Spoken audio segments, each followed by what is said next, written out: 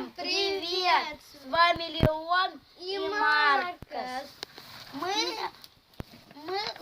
находимся в заповеднике Финляндии. Мы пришли к домику лесника. И у нас очень хороший костер. Горят еловые ветки, шишки сухие, просто сухие дрова и иголки. А еще горят щепки и опилки. Это вы разжигали огонь? Это мы разжигали огонь.